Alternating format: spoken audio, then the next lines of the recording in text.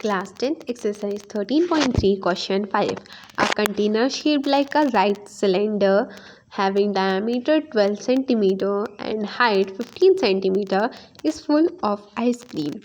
यहाँ पे मैंने ड्रॉ कर लिया एक सिलेंडर, ठीक है, और उसकी जो डायमीटर हमें गिवन है वो है 12 सेंटीमीटर एंड उसकी जो हाइट दी रखी है वो हमें क्या दे रखी है 15 सेंटीमीटर, ठीक है। सो इसकी रेडियस क्या हो जाएगी 6 सेंटीमीटर, क्योंकि इसकी डायमीटर 12 है तो 12 का हाफ 6, ठीक है। अब क्वेश्चन में दिया है कि इस सिलेंडर में पूरी आइसक्रीम भरी हुई है, ठीक है। अब क्वेश्चन में आगे क्या दे रखा है, the ice cream is to be filled into the cones of height 12 centimetre, ठीक है। तो कुछ कोन्स हैं जिनकी हाइट है 12 सेंटीमीटर और जिनका डायमीटर है 6 सेंटीमीटर और जिसके ऊपर लगा है एक हेमिस्फेरिकल शेप, ठीक है, और दोनों की डायमीटर 6 सेंटीमीटर है तो उनकी रेडियस 3 हो जाएगी, ठीक है। तो ये जो सिलेंडर था जिसमें आइसक्रीम भरी हुई है, इससे आइसक्रीम ट्रांसफ़र हो रही है कुछ कोन्स में जिनके डायमेंशंस हमें दे रखे हैं, हमने उसका फिगर बना लिया है। अब हमें नंबर ऑफ़ कोन्स फाइंड करनी है जो आइसक्रीम सकती है, ठीक है, टोटल आइसक्रीम से। तो हम सबसे पहले तो वॉल्यूम ऑफ सिलेंडर निकाल लेंगे। सो वॉल्यूम ऑफ सिलेंडर का फॉर्मूला यहाँ पुट कर देंगे और उसका वॉल्यूम निकाल लेंगे। उसके बाद उससे होगा क्या कि हमें पता चल जाएगा वॉल्यूम ऑफ टोटल आइसक्रीम कितनी है, ठीक है, अगर हम वॉल्यूम ऑफ सिलेंडर निकाल लेंगे तो अब जल्दी से फॉर्मूले में वैल्यूज़ पुट कर देते हैं। पाई स्क्वायर एच होता है वॉल्यूम ऑफ सिलेंडर। पाई की वैल्यू हमने अभी नहीं रखी है, ठीक है। आर स्क्वायर की जगह हम डायरेक्टली 6 स्क्वायर 13 लिख रहे हैं, हाइट की जगह 15 लिख दिया है हमने। सो 36 मल्टीप्लाई बाय 15 और पाई की वैल्यू अभी हम सॉल्व नहीं करेंगे तो हमारा आंसर आ जाएगा 540 पाई सेंटीमीटर क्यूब। Got it. अब हम क्या करने वाले हैं, वॉल्यूम ऑफ एक कोन की निकालने वाले हैं। पहले हम एक कोन की वॉल्यूम निकाल लेंगे। सो एक कोन की वॉल्यूम कितनी हो जाएगी, यहाँ मैं लिख देती हूँ। पहले तो कोन में आप ध्यान से देखिए, ये जो आइसक्रीम कोन है इसमें सिर्फ एक कोन भी नहीं है, इसमें एक हेमिस्फेरिकल शेप भी है, ठीक है, हेमिस्फेरिकल टॉप। तो हम वॉल्यूम ऑफ कोन में नीचे वाले कोन का वॉल्यूम में ऐड कर देंगे वॉल्यूम ऑफ ये जो हेमिस्फीयर जो ऊपर दे रखा है, ठीक है। तो अब इसको सॉल्व करते हैं। पहले तो वॉल्यूम ऑफ कोन का फॉर्मूला लिख देंगे यहाँ पे और उसमें वैल्यूज पुट करेंगे। तो 1/3 पाई आर स्क्वायर एच, ये होता है वॉल्यूम ऑफ कोन का फार्मूला। अब इसमें ऐड करने वाले हैं वॉल्यूम ऑफ हेमिस्फीयर। तो वॉल्यूम ऑफ हेमिस्फीयर क्या होता है 2/3 पाई आर क्यूब, ठीक है, पाई आर क्यूब। अब इसे सॉल्व करेंगे। Got it. सो यहाँ मैं इसको सॉल्व करना स्टार्ट कर देती हूँ। सबसे पहले तो हम 1/3 लिख देंगे आगे, सबसे आगे, और पाई बाहर निकाल लेंगे क्योंकि ये चीज़ें कॉमन है, ठीक है। 1/3 पाई आर स्क्वायर, देखिए ध्यान से देखिए, दोनों साइड में ये तीनों चीज़ें ही कॉमन है तो ये हमने बाहर लिख ली। अब हम ब्रैकेट के अंदर बची बची चीज़ें लिख देंगे। तो हमारी पहली इक्वेशन में से तो एच बच जाएगी हाइट, और दूसरी इक्वेशन में से 2 मल्टीप्लाई बाय आर बच जाएगा क्योंकि यहाँ पे आर क्यूब था, है ना। तो 2 मल्टीप्लाई बाय आर बच गया दूसरी इक्वेशन में से। तो अब इसमें वैल्यूज़ पुट करेंगे तो 1/3 पाई की जगह हम पाई ही रहने देंगे एंड यहाँ पे रेडियस का होल स्क्वायर लिखना है, ठीक है। तो 3 का होल स्क्वायर कितना हो जाता है, 3 का होल स्क्वायर होता है 9, तो हम यहाँ 9 लिख देंगे।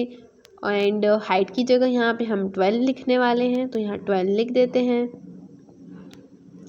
12 + 2 मल्टीप्लाई बाय रेडियस, रेडियस 3 है तो हम 3 लिख देंगे। यहाँ 3 लिख दिया, ब्रैकेट क्लोज। अब इसे सॉल्व करेंगे तो 2 3 जा 6 हो जाता है, गॉट इट, और 6 + 12 हो जाता है 18, तो हम यहाँ पे डायरेक्टली 18 को मल्टीप्लाई कर देंगे। अब ये जो 1/3 है इसमें जो 3 है वो उससे हम 9 को कैंसिल कर सकते हैं। कितने टाइम्स कैंसिल कर सकते हैं, 3 टाइम्स कर सकते हैं क्योंकि 3 3 जा 9 होता है। अब इसे सॉल्व करते हैं तो 18 3 जा होता है 54, पाई का पाई एज इट इज़ लिख देंगे और इसके पीछे हम लगा देंगे सेंटीमीटर क्यूब। तो हमें वॉल्यूम ऑफ 1 आइसक्रीम कोन तो मिल गई। अब हमें क्या फाइंड करना है, नंबर ऑफ़ आइसक्रीम कोन्स, ठीक है। तो नंबर ऑफ़ आइसक्रीम कोन्स कैसे फाइंड करेंगे, यहाँ मैं लिख देती हूँ, आप ध्यान से देखिएगा इसे। Number of cones filled with ice creams equals to, देखिए हम टोटल वॉल्यूम ऑफ आइसक्रीम में से वॉल्यूम ऑफ एक कोन को डिवाइड कर देंगे तो हमें मिल जाएगा number of cones filled with ice cream, है ना। तो हम उसको करते हैं वॉल्यूम ऑफ सिलेंडर, यानी कि यहाँ पे वॉल्यूम ऑफ आइसक्रीम ही है, ठीक है, अपॉन में volume of 1 ice cream cone, volume of 1 ice cream cone, ठीक है। इनकी वैल्यूज़ पुट करने से हमें नंबर ऑफ आइसक्रीम कोन्स मिल जाएंगी। ठीक है, तो हम इसे सॉल्व करते हैं। तो वॉल्यूम ऑफ सिलेंडर या फिर वॉल्यूम ऑफ टोटल आइसक्रीम क्या था, 540 by centimetre cube, by centimetre cube. ठीक है, अभी हम सेंटीमीटर क्यूब नहीं लगा रहे हैं, डायरेक्टली अपॉन में हमने 54 पाई लिख दिया है जो volume of one ice cream cone था। सॉल्व करने पे हमारा, कैंसिलेशन करने पे हमारा आंसर 10 आ गया। तो हम लिख देंगे hence there are total 10 cones filled with ice cream। ठीक है, सो हमारा ये जो फिफ्थ क्वेश्चन था ये पूरा सॉल्व हो चुका है। So now let's move to question sixth. Question sixth कुछ इस तरह से है, how many silver coins 1.75 centimetre in diameter and of thickness 2 mm must be melted to form a cuboid of dimension 5.5 centimeter multiplied by 10 centimeter multiplied by 3.5 centimeter। यह question में दे रखा है कि हमें टोटल कितने सिल्वर कॉइन्स लग जाएंगे जिनको मेल्ट करके हमें क्यूबॉइड बना सकते हैं, और सिल्वर कॉइन की हाइट और डायमीटर वगैरह हमें दे रखी हैं। ठीक है, और यहाँ पे क्यूबॉइड के भी तीनों डायमेंशंस दे रखी हैं हमें। तो हमें फाइंड करना है नंबर ऑफ सिल्वर कॉइन्स। पहले तो हम क्या करेंगे, radius of this silver coin निकाल लेंगे। ठीक है, तो हमें डायमीटर 1.75 दे रखा था, तो 1.75 अपॉन 2 कर देंगे हम। ठीक है, 1.75 अपॉन 2। अब डेसिमल हटाएंगे, तो 2 नंबर के बाद हमने डेसिमल हटाया तो डिनोमिनेटर में 2 ज़ीरो बढ़ा देंगे, तो हमें रेडियस ऑफ सिल्वर कॉइन्स मिल चुकी है 175 अपॉन 200। ठीक है, अब हम यहाँ इसकी हाइट भी लिख लेंगे। हाइट ऑफ सिल्वर कॉइन कितनी हो जाएगी, और यहाँ पे हमें 2 mm दे रखी है। ठीक है, सो 1 mm इक्वल्स टू 1/10 सेंटीमीटर। सो उस हिसाब से 2 mm कितना होगा, 2 mm इक्वल्स टू 2/10 सेंटीमीटर। ठीक है, हमें सेंटीमीटर में कन्वर्ट करना ज़रूरी था क्योंकि हमारी सारी वैल्यू सेंटीमीटर में थी। Got it. सो मैं यहाँ पे जो लिख रही हूँ वो ध्यान से देखिएगा। Let the total number of silver coin B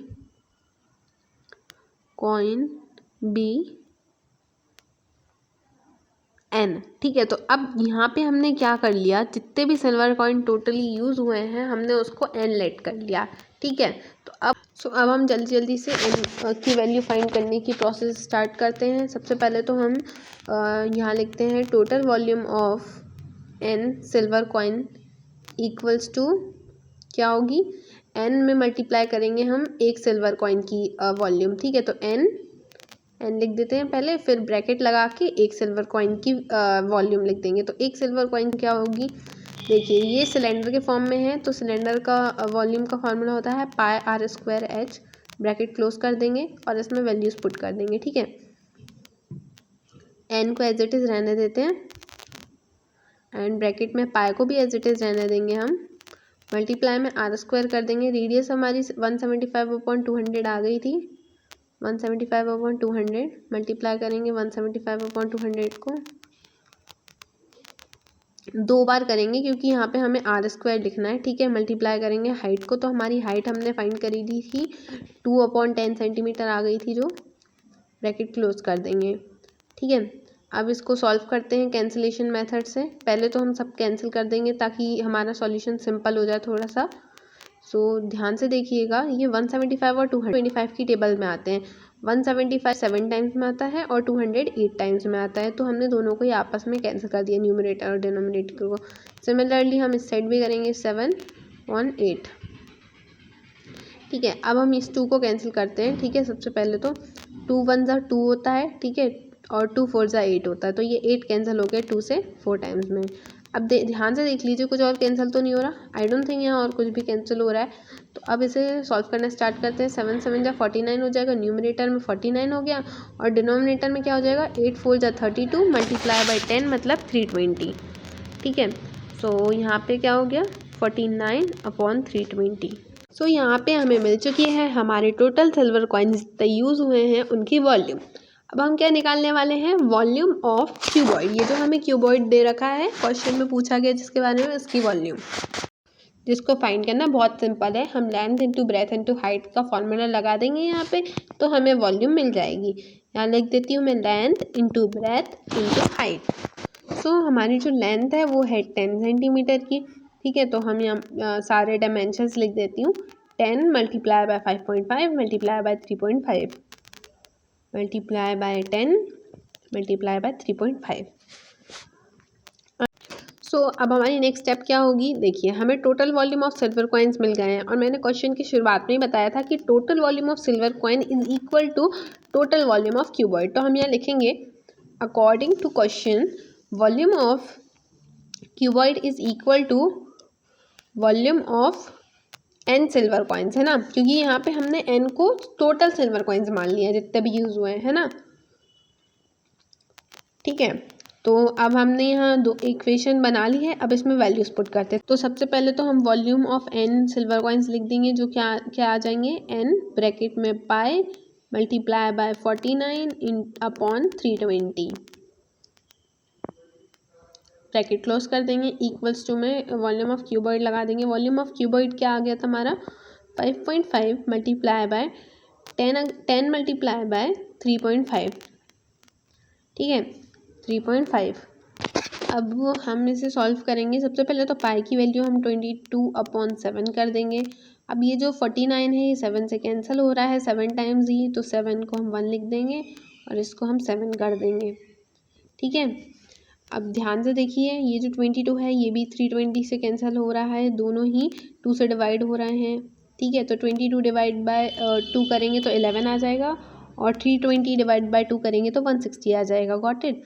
सो इस पूरे को सॉल्व कर देंगे अगर, तो 11 × 7 हो जाएंगे 77 और अपॉन में 160, ठीक है। अब यहाँ इस साइड का सॉल्व करते हैं तो 3.5 मल्टीप्लाई बाय 10 आ जाएगा हमारा 35, क्योंकि डेसिमल हट जाएगा, ठीक है। अब हम इसे सॉल्व कर देते हैं। सो 55 का मतलब अगर हमें 5.5 का डेसिमल हटाना है तो हमने उसका डेसिमल हटा के उसके अपॉन में 10 कर दिया। गॉट इट, ठीक है। सो अब हम क्या करने वाले हैं, ये जो 77/160 एन के मल्टीप्लाई में है ये हम राइट हैंड साइड ले जाएंगे इसके मल्टीप्लाई में, ठीक है। ये जो वैल्यूज़ हैं इनके मल्टीप्लाई में लिख देंगे उसे, पर रेसिप्रोकल कर देंगे इसका, ठीक है, क्योंकि कभी भी कोई भी डिजिट अगर लेफ्ट हैंड साइड से राइट हैंड साइड में आती है, अगर वो मल्टीप्लाई से डिवाइड में आती है, सो वो क्या हो जाती है, रेसिप्रोकल हो जाती है। तो अब इसे सॉल्व करते हैं, ठीक है। तो इसे टोटल सॉल्व करने पे फाइनल आंसर हमारा एन का 400 आ गया, ठीक है। सो हमारा 6th क्वेश्चन सॉल्व हो गया। Now let's move to question 7। A cylindrical bucket 32 centimeter high with the radius of base 18 centimeter is filled with sand. This bucket is emptied on the ground and a conical heap of sand is formed.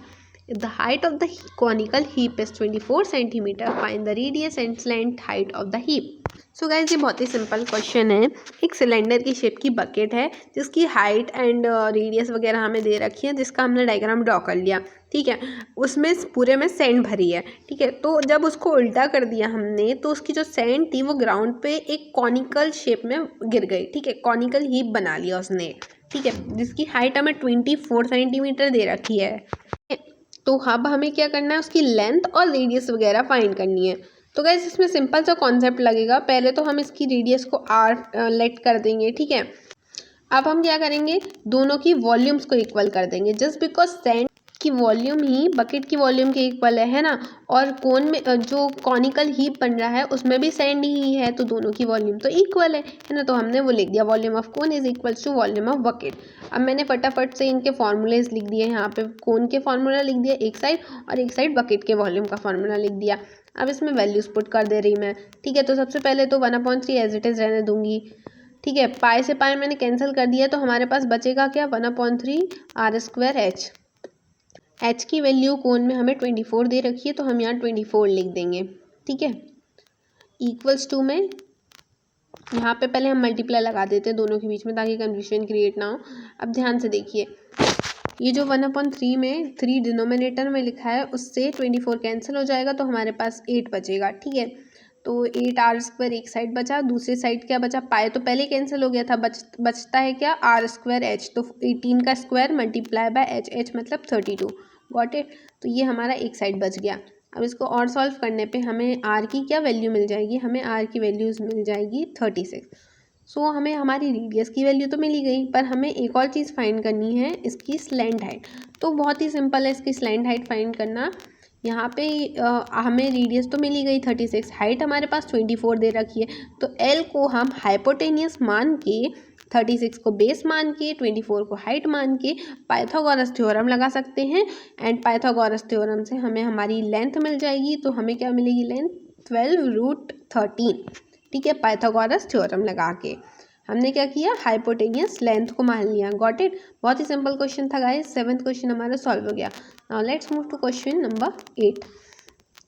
सो हमारा 8 question बहुत ही अलग type का है। उसमें कुछ इस तरह से दे रखा है, water in a canal 6 metre wide and 1.5 metre deep is flowing with the speed of 10 kilometre per hour. यहाँ मैंने एक कैनल ड्रॉ कर लिया है। Got it.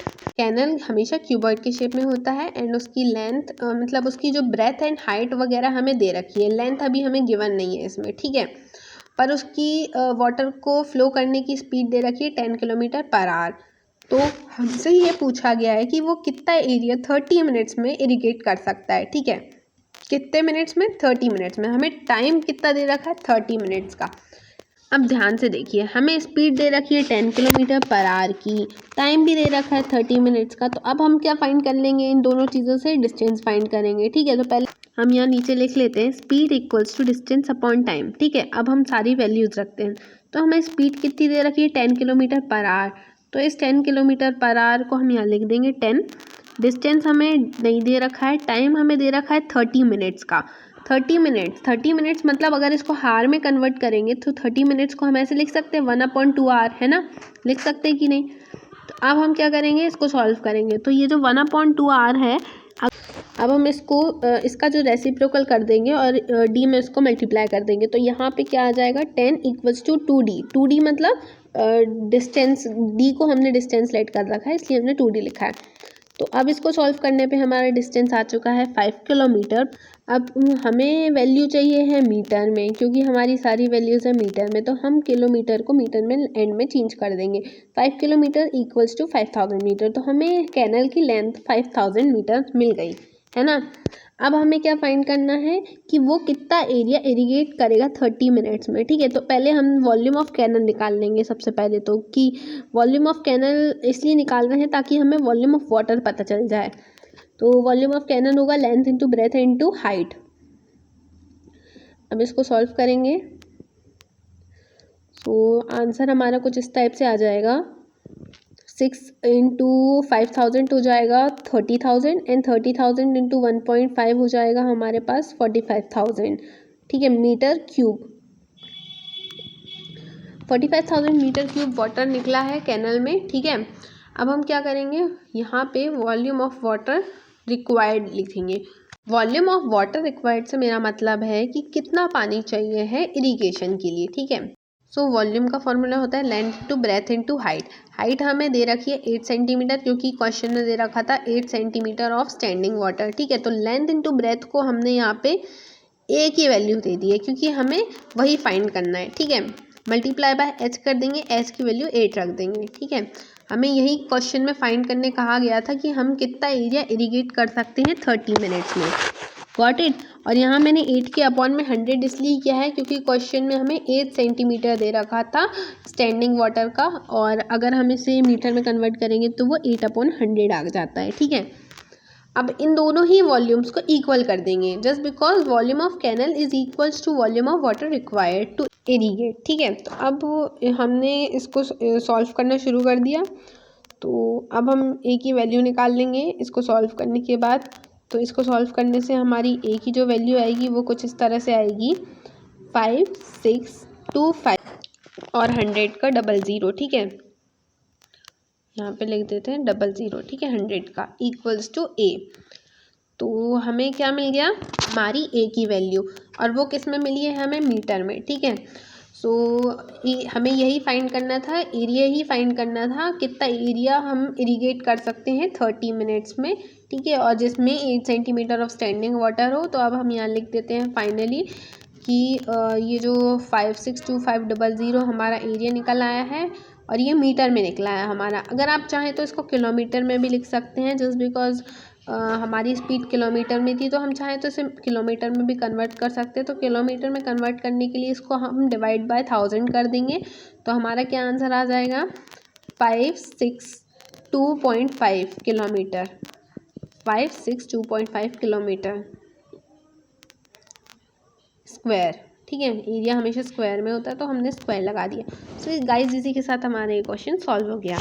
इस क्वेश्चन के साथ हमारी एक्सरसाइज भी कंप्लीट हो चुकी है। अगर आपको कोई भी डाउट है, कोई भी कन्फ्यूजन है तो आप कमेंट में बॉक्स में पूछ सकते हैं। इस वीडियो को अपने फ्रेंड्स के साथ शेयर करिए, लाइक करिए एंड अगर आप चैनल पे नए हैं तो चैनल के बीचों बीच दिख रही बटन को क्लिक करें एंड चैनल को सब्सक्राइब करें। See you in the next video.